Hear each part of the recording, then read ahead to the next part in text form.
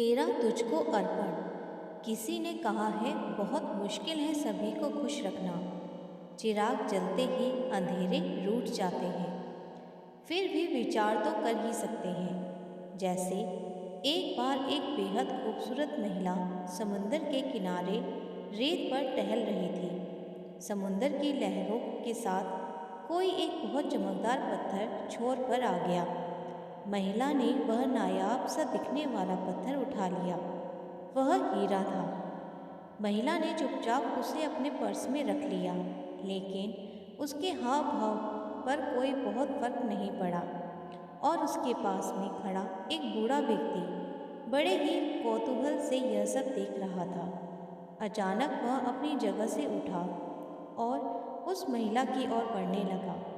महिला के पास जाकर उस बूढ़े व्यक्ति ने उसके सामने हाथ फैलाए और बोला, मैंने पिछले 4 दिनों से कुछ भी नहीं खाया है। क्या तुम मेरी मदद कर सकती हो? उस महिला ने तुरंत अपना पर्स खोला और कुछ खाने की चीज़ ढूंढने लगी।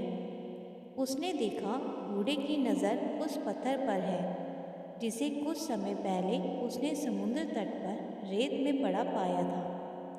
महिला पूरी कहानी समझ गई। उसने झट से वह पत्थर निकाला और उस बूढ़े को दे दिया। बूढ़ा सोचने लगा कि कोई ऐसी कीमती चीज़ भला इतनी आसानी से कैसे दे सकता है। बूढ़े ने गौर से उस पत्थर को देखा। वह असली हीरा था। बूढ़ा सोच में पड़ गया। इतने में औरत पलटकर वापस अपने रास्ते पर आगे बढ़ चुकी थी। बूढ़े ने उस औरत से पूछा, क्या तुम जानती हो यह एक बेशकीमती हीरा है? महिला ने जवाब देते हुए कहा, जी हाँ, मुझे यकीन है कि यह हीरा ही है, लेकिन मेरी खुशी इस हीरे में नहीं, मेरे भीतर है। समुद्र की लहरों की तरह ही दौलत और शोहरत आती जाती रहती है। अगर अपनी खुशी इनसे जोड़ोगे तो कभी खुश नहीं रह सकते।